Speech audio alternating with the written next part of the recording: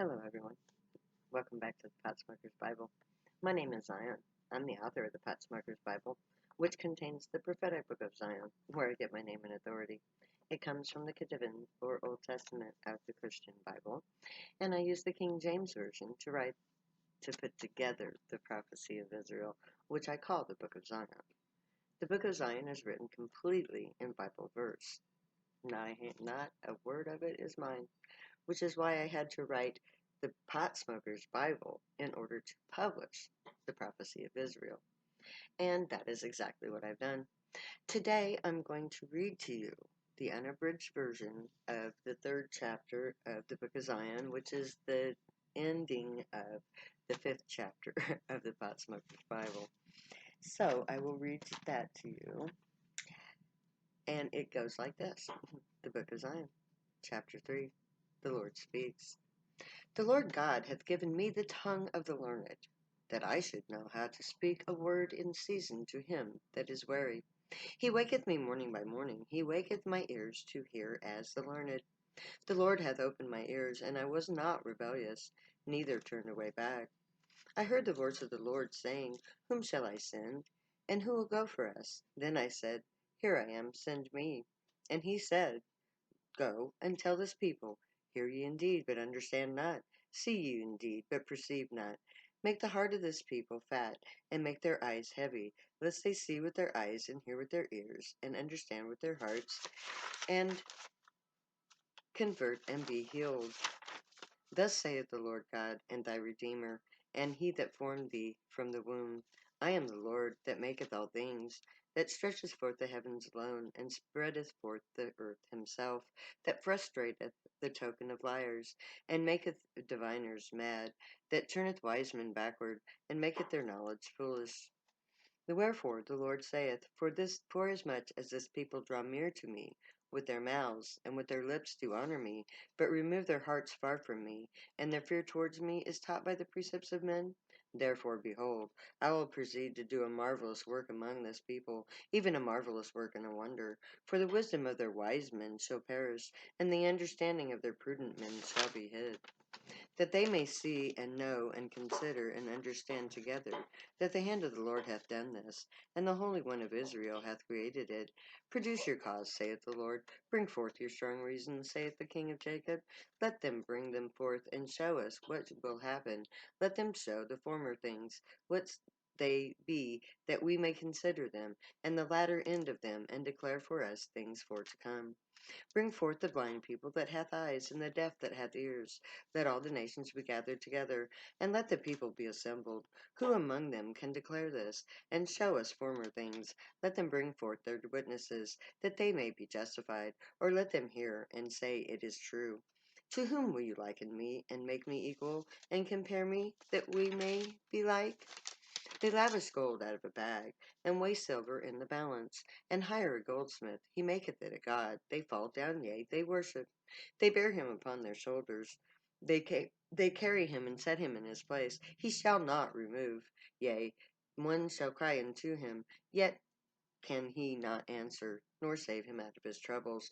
Remember this, and show yourselves men. Bring it again to mind, O transgressors. He was taken from prison and from judgment, and who can declare his generation? For he was cut off out of the land of the living. For the transgressions of my people was he stricken, and he made his grave with the wicked, and with the rich in his death, because he hath done no violence, neither was there any deceit in his mouth. Yet it pleased the Lord to bruise him. He hath put him to grief. When thou shalt make his soul an offering for sin, he shall see his seed, he shall prolong his days, and the pleasure of the Lord shall prosper in his hand. He shall see the travail of his soul, and be satisfied. By his knowledge shall my righteous servant justify many, for he shall bear their iniquities. Therefore will I divide him a portion with the great, and he shall divide the strong, because he hath poured out his soul unto his death, and he was numbered with the transgressors, and he bare the sins of many, and made intercession for the transgressors. Behold, I will make Jerusalem a cup of trembling unto all the people about. when they shall be in the siege, both against Judea and against Jerusalem. And in that day will I make Jerusalem a burdensome stone for all people, and all that burden themselves with it shall be cut in pieces, though all the people of the earth be gathered together against it. Thus ends the third chapter of the book of Zion, and it was called The Lord Speaks. In it, God Himself proclaims that He takes a child from youth, leads him to telepathic communications through the tree of life, and nurtures him, raises him, teaches him His ways, and then instructs him how to inform humanity of God's will and God's proclamations of what is about to happen, because God will always tell us beforehand what He's going to do. And in this case, He's telling us this is what He's going to do. He's going to challenge the world, the governments, and the religions. These are the two pillars of our society. Put that with money, and you've got the trifecta of the trinity of society, the true trinity of society: politics, religion, and money, the economy. These three things will be at their destruction, will destroy our society. Because when we learn that politics, as we perceive it now and as we practice it, is childish and unsustainable and not realistic, well, there's one pillar, it's gone. And that is what we're finding out with our current situation with Trump and Biden and the coming election. Our politics is going bye-bye. We're seeing that the lies and the ineffectiveness of the two-party system has undermined our ability to save ourselves. So that has already been undermined. Now we're talking about religion. Religion, as we have seen it in the past, is just not there anymore.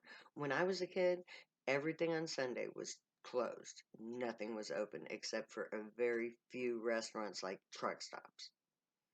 Those would be the only places that were open, and maybe a grocery store. Nowadays, everything's open. It's wide open. Nobody gives a shit about religion. It has already been undermined. And this undermines it further because it points out the idol. And as you'll see in the next chapter, that idol has a lot to do with everything that's going on right now. So, the Lord has spoken. He is saying, I choose my own prophets, my own priests. I teach them what to say. And I'm going to tell you through them before something happens. That's what I've been doing. I've been telling you before it happens what's about to happen in prophecy. And you'll see next time just exactly what God thinks of religion. Because I do believe, yes, the next chapter is called The Graven Image. And we will see what that graven image is. And we'll see just what God thinks about that graven image. So I'm going to leave it at that because I don't want to get into things that are coming later in the book. And I'm afraid if I keep talking, that's exactly what I'm going to do. So I'm going to ask that you let the Grey watch over you, guide you, protect you, and keep you from all harm. And may they teach you right from wrong. May you be worthy of them. May your thoughts, words, and deeds reflect truth, good, and light, the unicorn way, so that you can find your joy, pursue it, and make that your livelihood. That is how you find true happiness, my friends. So, and if you get high, you use drugs, hold your head up high, my friends. You have every right and reason to, as you will see in coming chapters. So, know that I love you. Know that the gray love you. And we are both waiting for you to give us a chance to prove ourselves to you. Because if you do that, you'll find that we have a much better way of doing things than that which is offered by either Trump or Biden, for that matter. But, it's like if you're going to go with the politics of the day, please go for Biden. Because Trump is just evil, as you will see in coming chapters. So, I'm going to let you go now. Know that I love you. Know that the gray love you. I'll say later now, because you know me. I'll never say goodbye.